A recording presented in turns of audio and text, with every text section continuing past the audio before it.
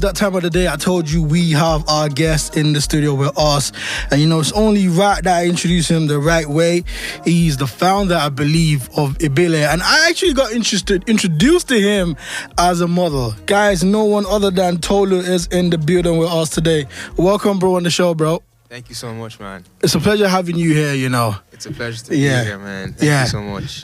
First of all, I want to say, the last Ibile I was looking forward to being at the pop-up restaurant, but I got caught up in a lot of things. And I want to say kudos to you guys. You had the Irish Times write up about it. I feel like it's coming at the right time. It's nice to see, the African cuisine have a fine twist to it.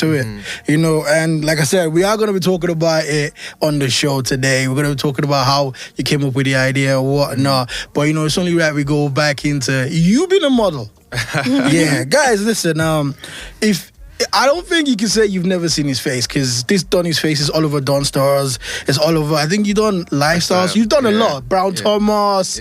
A lot, man. Now you're killing it. Thank you so much, man. I think it was just the right place, right time, really. So I'm just happy that to be getting these opportunities and just to be getting the exposure, really. Nah. It's blessed. And you know, right, every time we get a guest on the show, right, we always do a little icebreaker, So I believe you're not from Dublin.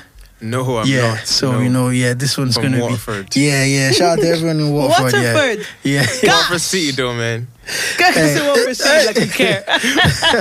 It's a city now. Princess, why you hating on the city? Nah, I'm born in the city, bruv. Dublin for like... Hey. It's love. Hopefully you don't go down there to do a pod one day. Yeah. They're going to come for you. It was a joke. I'm just kidding. I can get those guys after, you have to check in over I'm there from as well. Blanche. Yeah, I'm from Blanche. They actually really do be checking it over there. Blanche. Are you sure you want to get your... So our first icebreaker right now is if you had to wife one, a girl from Tyler or a girl from Blanche? That's easy. It has to be Blanche. Blanche! Hey, okay. 1-0 to Blanche. I guess he doesn't have friends from Tyler. It has to be Blanche. Nah. Why? Nah, let's not expound. Yeah. All he has to do is answer, so he doesn't have to explain. We'll give him that one. So now, on to the next one. If you were only allowed to eat one type of meal for the rest of your life, so either an African, like only African cuisine, or like the Western side, cuisine from the Western world. So I'm talking about pizza, pasta, all that. You're gonna strictly be on the African diet, pounded yam, rice stew for the rest of your life. Which one would you pick? It would have to be African food. Yeah? Do I have to say which one? No, you don't. You just have to pick. Obviously, I was just thinking of which one. There's just so many to pick from. Yeah. Nah, you don't have to pick anyone. Now, so the last one. It's an easy one. Kendrick or Drake? Ooh. Wow, was it? This is tough. Is it? I love Kendrick. Yeah. I really do love Kendrick. I listen to Kendrick's music probably more. Oh. But you enjoy Drake? I enjoy Drake. Yeah. A lot as well. Yeah. So that's a safe answer, because you're being honest. You didn't even answer which one. Kendrick is coming to Dublin. Drake is coming to Dublin. Same day. Yeah. Which concert are you going to? I'm going to Kendrick's. I know who I'm going to. Who are you going to, Princess? Drake. I love Drake as well. Yeah. But Drake is more for vibes, really. Yeah. But I sit down and listen to Kendrick's. Let's say I'm cleaning the house or something. You slap on Kendrick. Fair enough then. All right. Yeah. There you go, Princess. Let's go That's into the serious icebreaker. business. Cocktails or... You guys nearly put me in trouble there with that first one. Would you choose, cocktails or like a drink on the rocks, like? I do a cocktail. Really? What's up with these guys liking cocktails nowadays? Real men like whiskey on the rocks. But if I'm doing a cocktail, it would be an old fashioned, which is not that much. Enough. There's not that much to it. There's no other cocktail you go, just old fashioned. Old fashioned or whiskey sour. Old fashioned whiskey sour. Okay, that's fair enough. Or on the rocks. Okay. See, guys, that's a real man answer. Because you had some people in. Strawberry daiquiri. Cocktails, bro. Like, no more cocktails, man. It depends on. I don't like the ones that are too sweet. Fair. That's just me. Fair enough. Right. So into you first of all, right? Yes. So you model. Yes, I do. How did you get into that real quick? I went to a casting day once. Yeah. And it went well. A month later, I got a job. I was like, yo, this is fun, yeah? And for a while, I was a little bit in denial as could you actually do this thing, really? Yeah. And then I was doing like corporate, and then I kind of then went for a few more jobs, and then it just started taking off. So it was just started off with a casting day one day, went in, and luckily enough, they took me in, yeah. That's lit. So you're managing modeling, corporate, and restaurant business. How do you balance all of that? Using your calendar a lot. Yeah. And actually, to be quite honest, I'm tired a lot. Fair enough, because when you're managing like all three, like that's crazy. Yeah. One has to give. One has to give. What's given? Corporate is giving soon. Okay. I think it's getting to that stage where you have to kind of focus on a few things, but I think it's also just kind of really planning. I plan a lot in advance, yeah. So planning a lot in advance, and just kind of also, it's not just me doing ibile. There's like a few of us doing it now. It's like we're starting to build like a team, and we're starting to build like people that we use all the time, and people who are kind of core members of ibile. So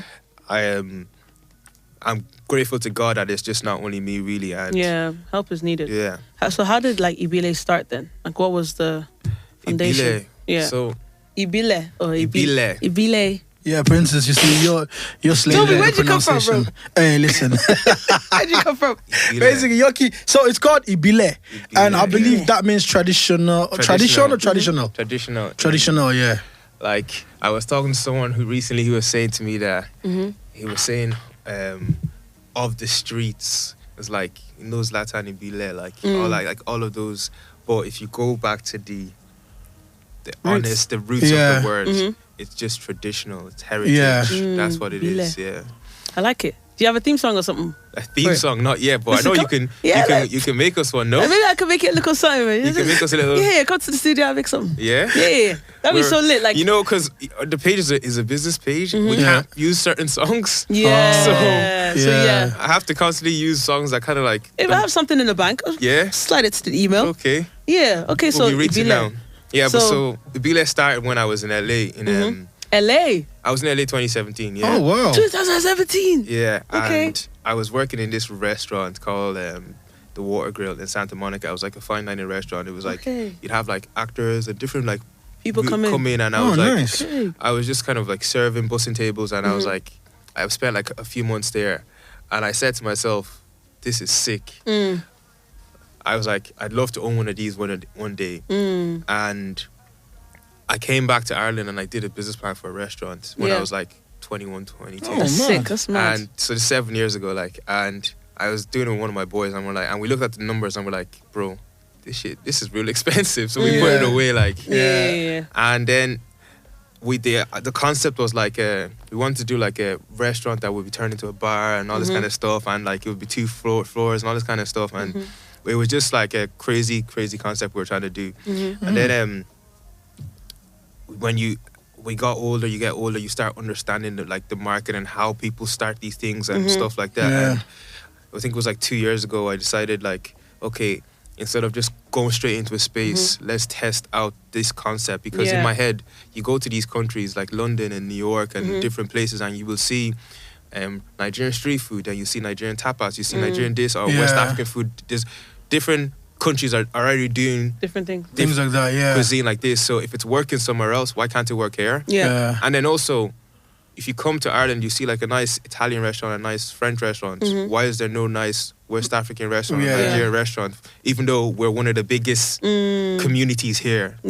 And that's kind of what kind of like inspired me to like, I wanted this, and I wasn't going to wait for someone to do it. So the experience I had in the industry and having people around me that was also in the industry, I decided I'm going to do it myself. Fair play to you, man. You know, and I like the fact that obviously, you know, you said, you know, you walked in a restaurant, so you understand the whole idea of serving, customer service and whatnot. Because a lot of people tend to have great business ideas, but they might not understand, you know, the front side of it, where you know it's all about how you present it to the customers. And what really caught my attention with ibile is obviously a lot of times you hear people say, "Oh, it's fine dining Nigerian food," and you just slap on jollof rice and put it in a plate. You know the bowl, But one leaf on top, chicken. one bitter leaf. Listen, no shade to anyone who's doing that. You know, there's different, like you said, there's different levels of cuisine and all that kind of stuff. You know, but what really caught me was I was like, raw.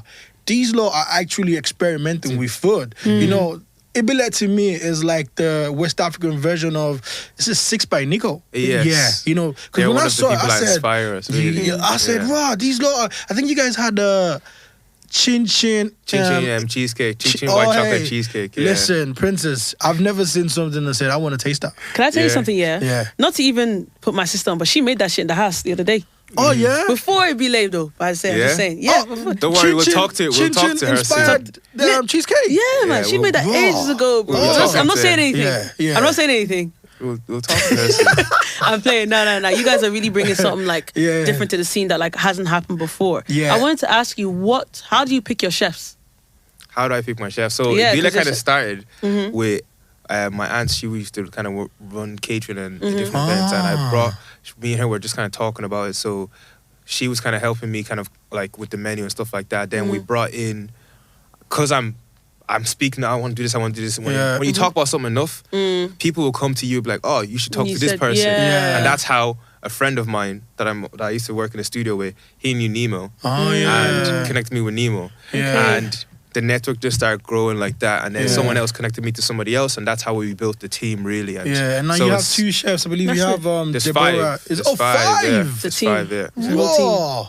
That makes a lot of sense why it's just giving that vibe. Like I seen, I said, raw. You know, also I want to say shout out to all the chefs that you guys have. You know, Nemo is someone who I know, and it's nice to see someone of a Congolese background slapping it with, a West African meal. You know, it shows that there's no boundaries when it comes to being creative and you know, like, exploring. I completely agree. And like the way painters look at painting as artwork, chefs look at food as a form of art as well, and a form of creativity and expression. So just because he's not from Nigeria or West Africa doesn't mean he can't execute. And the fact that we've brought in Debbie from My Duty Bites into the team, it's kind of really like pushed us to another level where we have someone that can also consult on the menu and also really bring in authentic flavors to our flavor palette, while also bring in someone like Nemo who can elevate the experience to another level in terms of how it looks on the plate as well. I think everyone is playing a really, really important role on the team to kind of like execute on what we're trying to do. And you guys have live music, I believe, also.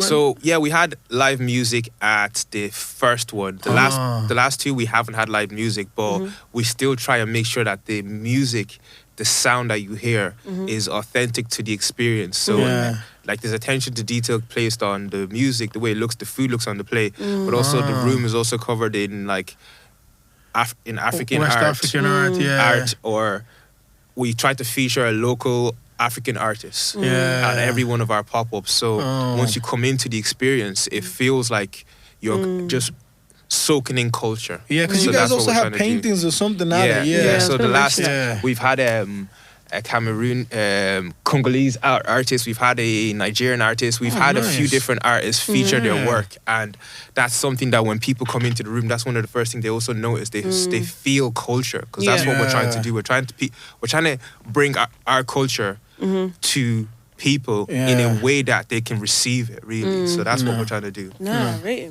What's your favorite dish? All this talk. What's your favorite dish that we've done so far? No, you. Mine. And then we'll talk about the favorite dish that everyone likes in ibile. Yeah. My favorite dish is egusi. Okay. Egusi with anything. Egusi with white rice. Egusi with pounded jam. Egusi with rice just rubs me the wrong way. Egusi or rice is nice. To you. It is very nice. To you. Egusi and pounded jam. Pounded jam, yeah. Ayamache as well. I really do love ayamache. Egusi and No, egusi. That's another one, yeah. I almost died. Egusi is like a state. Like I feel like it can be staple. Yeah. Okay. That's one I love, and it's also translated what probably I feel one of the strongest dish we've just done. We did a dish at our last pop-up. Yeah. Egusi pepper soup. Most people from I seen that also. Yeah, that looked. Most people from the Yoruba side of Nigeria or the Igbo side of Nigeria will only know egusi, the stew with spinach and palm oil in it. But in Delta states, the Urobos people, they eat egusi pepper soup that does not have palm oil in it, doesn't have spinach in it, and it just has fish and assorted meats in it. Oh wow! Yeah. So when I was talking to the chefs, I said to guys, can we try and make sure different regions of West Africa or Nigeria is represented on the menu? And that's how we came up with the idea of doing the egusi pepper soup as opposed to the version that you guys will be more accustomed to. Okay. Yeah, I like the fact that, you spoke about food there in like a very, very vast, experiment that I've never come across, First question is, what part of Nigeria are you from? I'm half Edo, half Yoruba. Oh. Yeah. So close to that Delta state side. Okay. All right. Yeah. Yeah, because, when you're talking about egusi and rice, you have to have a very open palate. Yeah, palate to be able. Because when I seen the egusi pepper soup, I was like, it doesn't sound the normal way that we hear about it, but it's actually very common in Delta. But it goes with the concept of the restaurant, Exactly, which is you're not here to. Because like I said, what really caught my attention is you guys are not saying, "Oh, I'm going to serve you panda yam and egusi just in a nice presentation." No, you're saying no. Come and experiment with food. Come have fun and try something that you do. Like I didn't even know. And I was gonna say, how do you guys come up with this? Like, menu. The menu. Like, how many food tastings do you guys do? Yeah, we do one, maybe two food tasting sessions, maybe 3 or 4 hours. So I will say, okay, guys, we've done the same thing maybe 2 or 3 times. Let's maybe change it up, and let's also make sure we're going to different regions. And then I will come up with a dish, and then the guys will come up with a dish. Everyone comes up with stuff, and then we meet up, and then we do like a food plating session. Can you cook? I can cook a little bit, but I let the guys that do the cooking do the cooking. What do you eat at home? I'm asking is you must be good in the kitchen for you to. I can cook anything I need to cook. Are you asking me about African dishes or any type of dish? Really? Can you make egusi? I've never made egusi myself. Okay, by yourself, but you made it with someone. Yes. Okay. I made it with my mom before, but I haven't made it myself. No, but listen, fair play to you. You're better than a lot of us. Yeah. I can't cook also. But I'm actually really good at making Asian dishes. Oh, wow. Okay. Like Korean dishes, like Korean beef fried dishes, and all that kind of stuff like that. So do you do a lot of like noodles and soup, Yes. It's that Korean, isn't it? Yeah. But I prefer, because of African culture, I prefer the rice dishes. Yeah, that makes sense. But I'm very comfortable. Nigerian men love rice, Nice. Nigerian men, they can eat rice, die. We lean with rice. Like rice in your veins. It's just, I think it's just because I think it's because we eat rice a lot as kids. Yeah. Because I'd say everything goes with rice. And think about it, jollof fried rice. Everything goes with rice. Like fried rice. It's just a lot. And you can stir fry rice through oyster sauce. You can put different type of sauce. There's so many things you can do with rice. I think that's why a lot of us tend to just like rice and all. Now that's interesting. Now you're really, I didn't know. I would have never been able to guess that you could cook like Korean food. Yeah, like Korean, Japanese. Those are kind of Asian dishes I really do like. Those are, I really find them interesting, and I don't think that they're too complicated to do as well. Can you use a chopstick? Yes. That's cool. Princess, can you use a chopstick? Yeah, of course. Because I know he tried to draw me out. He's trying to draw you out, This is what he's trying to do. This is what he does. Listen, guys. Can you use a chopstick, sir? Listen, you know what? I won't lie. I try. But I'm not going to say I'm a pro. But after a few minutes, you bring out the spoon. Not even fork, the spoon. I can actually eat like with a chopstick. It's just that, like, obviously, I know I'm not holding it the way it's supposed to be held. Yeah, but I'm not going to be a chopstick connoisseur now. People should just hold it whatever way is comfortable to do. That's what I was going to. I can fully eat rice with chopsticks and be comfortable. Do you know what I mean? Fair enough. There's this one time I went on a date with someone, and it was obviously we're eating Asian food, and he obviously he brought out the chopsticks because he was raised to eat. He ate like bougie food, so a lot of Asian food, so he learned how to use chopsticks. So obviously I was here with my fork. I felt so stupid, so I said, I must learn. So you went home, you took the chopsticks from the restaurant, and she was practicing at home. She boiled rice. She didn't even use jasmine rice, just long grain rice in the house. Nah, guy, what the heck? Why are you cooking me? Because you're in a restaurant, you think you can cook? Nah. But yeah, back to business. How has the traction been like? The traction towards ibile is good. It's been good, yeah. I feel like what we're trying to do is we're trying to stay authentic in terms of the flavor palette, but also elevating the experience of like of African food. Yeah. And we have Nigerians, we have people from South Africa, loads of different cultures coming to try the food, and we also have loads of Irish people coming to try our food as well, which is also a really good thing. So I think that's really good. We've created an environment that feels really welcoming for people to come in, and that's kind of helping us kind of push on. As we're going on, we're basically selling out all of the pop-ups that we're doing. So it's been a blessing really just to see what's going on, and the plan is just to keep doing these pop-ups and growing the brand over the next couple of months, because when we do open our space, we want to ensure that it's not like we're looking for customers. Customers already know us. Already know what's up. Yeah. No, definitely. Anyways, guys, we still have Tolu in the studio with us. Yeah. We're going to go on a quick music break, and don't touch that dial. This is that one is called Angel and Marble by Stormzy. We still have Tolu in the studio with us, and it's only right, we go straight in with this question, right? Right. So Tolu, I got a quick one for you. What do you think of this, right? With the whole cancel culture we're in right now, right? Yeah. So, Princess was going to talk about how she was at somewhere and they played a certain song and she was like, you lot can't do that, right?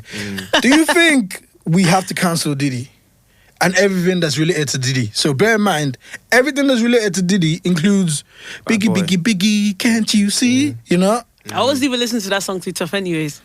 I think for Diddy right now, it's...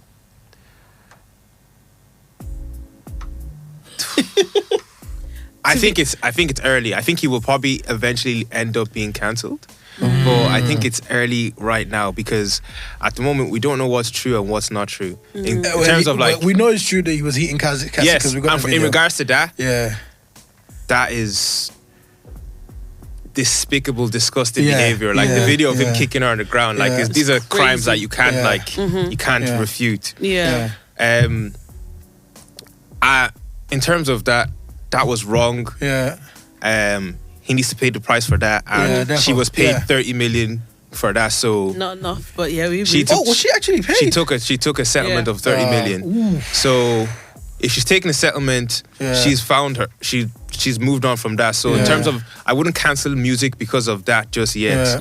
Now, in terms of if you compare it to like R. Kelly case and all that, like getting with children is it's crazy. It's crazy. So there's certain things that like pedophilia and all this kind of stuff that's a different line. So the fact that Cassie has taken a settlement doesn't make it right, but I think she's moved on. She's moved on a little bit, so maybe it's okay to move on. Now the other stuff that you're saying about in regards to him, in regards to like sex trafficking, all this kind of stuff, the baby oil and all that kind of stuff. If we get something more concrete and like these are all true, then it's cancelled. It's probably cancelled. Why I actually asked you that question is, I'm someone who a lot of people might not agree with this, but I feel like I like to like keep the art away from the artist. And the reason why I say that is because I think there's a lot of artists that, not just even with music, like, famous, painters in past and whatnot, who they probably had wild past. Do you know what I mean? And there's sides of them that's crazy. But I'm like, are we now gonna say, that decreases the goodness in the art that they've created, if you get what I'm saying? Because why I say this is like, I've not played R. Kelly I'll be honest, I don't play R. Kelly like that, but this in R. Kelly songs that at weddings, hard, they slap. Perfect example right now for me is, I'll be honest guys, I'm struggling. Naira Marley has dropped a couple songs I'm like, I'm not gonna play it, but I'm not gonna lie that I don't enjoy listening to them. I'm like, right, because I like Naira Marley. Do you get me? But he's cancelled. Yeah. Has he really been cancelled? Because in Nigeria as a DJ, if you play Naira Marley, because of the mobile thing. Good luck to your turntable. you might not leave that place with a turntable. I didn't realize that it was Naira Marley was fully. I thought in Nigeria, but obviously in the UK, and all that, some people still play, but they play him on the low. One song. That's what I'm saying. That's it. You know, that's where for me it's like, I feel, it's a tough one. Can I tell you what it is, right? If you don't mind me interrupting. I feel like, right, when it comes to music, let's say there's some people who took the whole Diddy situation, R. Kelly situation, and Naira Marley situation very seriously, right? So imagine, let's say, 50% of them show up at a party or something. 50% of them are gonna give you bad vibes. So by default, they're naturally becoming cancelled because people are just like not wanting to hear them, because obviously there's some things these people have done that people have also experienced in life, and it turns on trauma responses. So it's not really a safe space to play these people or to mention them or to, you know what I'm saying, or to refer to them online. Because it's just not a safe space. Yeah, I guess what you're basically saying, in respect of the people who, you know, it's safe to play it in your room, play by yourself, but don't. Exactly, it's a great area, so don't even bother. Don't even bother. Because let's say, for example, first of all, like anything with kids, like wrong, right? Yeah. But let's say we lived in a crazy world where like that stuff didn't exist, then R. Kelly wouldn't be cancelled. But because that stuff does exist in this world where we're at and it's wrong, like, so by default, it's... Even the like, what did he, the whole punching, like that video with Cassie was very, very disturbing to watch. Very disturbing. I think I only seen it once, and I remember, maybe because I've always he was in a towel running on like kicking, like the memes were crazy. But what is I've always believed that Diddy did hit her, and why I kind of like was like, I think this guy is that kind of guy. There's a radio guy called Charlemagne the God. Yes. He was actually interviewing Cassie, and he had said certain things that was kind of like leaning towards that. And obviously Cassie wasn't allowed to talk about it. And did he try to get him fired? Yeah. You know, so I was like, there must be, if you're trying to fire someone for saying certain things about you, because it's true. Who did he got someone's car blown up. What's his name again? The guy's side that used to Kid Cudi. Kid Cudi. Yeah. I thought that was crazy. I honestly thought that was a rumor. Yeah. I was like, wait, he actually did that? Because he was trying to date Cassie. Yeah. That's like, when, maybe we might have to, guys. No, guys. Imagine you're trying to get with a babe and you're toasting the babe and the guy just says, yeah, that's my babe, and then he blows your car up. What if you're in the car like you didn't give a heck if you're in that car or not? I think with Diddy always thought that he was untouchable. Yeah, and he felt like, do you know who I am? I'm that guy. I also think he thought he had more money than he has. So I know what I mean by that is, I think he thought he was like, well, you know, billionaires get to get away with certain things. Yeah. And I think he thought he was just touching this thing, so maybe he could do whatever he wants, and someone just kind of brought him down to earth. Yeah. I feel like he definitely pissed off some higher powers. If this was Elon Musk, he'd probably get away with this, because these guys can, when you've got a couple of B's, you get away with stuff. But he was just touching it, thinking, I can act like these guys. But he didn't have enough. I don't think he was that good. Now, speaking of Elon Musk, did you guys know that Elon Musk has 11 kids? Yeah. 11? And he's not even with any of the mothers. No way! Just floating about. Guy just does what he wants. 11 happens is when a you're lot. a B, you do whatever you want. Apparently, though, like, I remember his daughter doesn't even want anything to do with him or something like that. Yeah, I think he's... That's crazy. 11 is a lot. 11 kids is crazy. Like, what's his name? What's that guy? Nick Cannon? Nick Cannon has the same, man. His name is always in the blogs. Yeah, but you see, the thing with Nick Cannon is, this is going to sound weird, but I feel like with American black culture, Nick Cannon is not, there's nothing special. What's that? Is it NLE Chopper or something? There's bare young rappers that have like numerous baby mamas. Yeah. You know, so I think it's kind of common with, like, what's his name? What's that guy? Flavor Flav. He's got loads of kids. A lot of them, I think, like... Which is not good as well. Yeah, it's not good, but I think in their culture, it's the baby mama culture is kind of like, if you have loads of money, you're good. Yeah. It's only when you're broke and they're chasing you for child support, then it's a bad idea. I think that's what it is with them. So with him, I was like, there's a lot of used, but with Elon Musk, I was shocked. I didn't... Yeah, 11 is a lot. 11 is a lot. He's basically a black man. That's bad. But obviously, we were talking off camera, Tolu, you were mentioning about, like, community in Ireland, that like people are afraid to invest in, you know, let's say new spaces. Let's say, for example, there's no black-owned club in Ireland where there's like 10,000 of them in the UK. So obviously, would you like to touch on that in regards to why you feel like that is? I think that question's kind of weighted, but this is, I have so I think that some of us have different priorities, and once we start touching a bit of wealth and like a bit of money comes into our house, we try to like, I feel like there's an image really of like what success looks like in the black community. Get a house, nice car, get engaged, get married, get kids. And I think it's going to take that image is fantastic, but it's going to take a few people to break away from that and be like, right, this guy here, this guy here, this guy here, we're all going to bring 20, 30, whatever it is, how much, 20, bring some money together and invest in this project and try and grow this thing together. But I feel as if people are looking around maybe and it's kind of like, you know, this image of this is success. So the image of what success is kind of individual, as opposed to in Asian communities and Jewish communities, where they like have collective mindsets. Success. Like, you articulated yourself very well. You were a bit shy to answer that question at the start, but you answered that question perfectly. And I obviously saw a tweet on Twitter, and it says, people often romanticize being in a community without realizing that community is formed and sustained through reciprocity, fulfilling mutual obligations to one another, and that this is sometimes inconvenient and taxing, but you can't receive support without offering. I always say this all the time, that like the goal of, you know, the people up there, the elites or whatever, is to segregate black people, but we should really learn to come together. However, people are not ready to like reciprocate and support authentically without any gain. Do you know what I'm saying? Now, obviously, I think check on Taser's True Shots of Tequila Pod, they were always talking about relationships and then businesses. And obviously saying, the guy said, relationships are transactional. I said, relationships shouldn't be about transaction. It should be reciprocal. Businesses, I understand it being transactional. Do you know what I'm saying? But like, black people just, not all black people, but like, there's not enough of us supporting and trying to build this like healthy community. We should have black-owned like businesses and buildings in Ireland. And we should have clubs.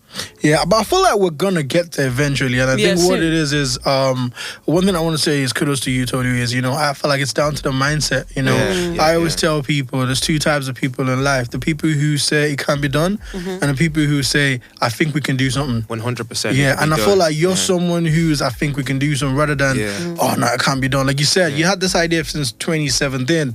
That's one of the things I think that is really great about entrepreneurs, and which I'll say you were an entrepreneur, is people think it's just an idea overnight. It's not. Like Boss Balls, for example, I was reading up about the lady who created that. She actually, the idea came to her when she was sitting poolside, I think like scoring, like I think she was a principal or a teacher or something, and she was scoring like the kids their scorecards or something, and she was like, you know, she created something where it could be on the pool, it could be in the water and still not spill, and that was how she created the idea. The first year they didn't make money, but now everyone's talking about it. She created it in 2016. Crazy. Do you know what I mean? So I feel like it's all about the journey is a slow, consistent journey. As long as you stay consistent. You know, like for example, you having, what really sold it for me is like you even having someone like Nemo, because to a normal Nigerian person, they say, nah man, you need to go get this shit.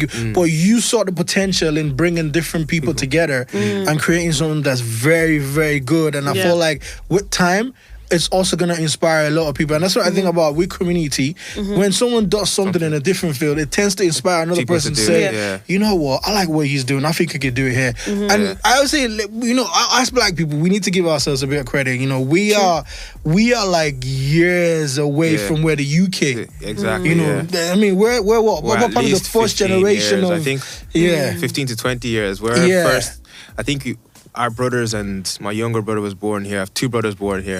I was born here. So there's like, the UK have had 2 generations of people born there, 3 generations. You know what I mean? So like, I feel like we're gonna get there with time. Soon.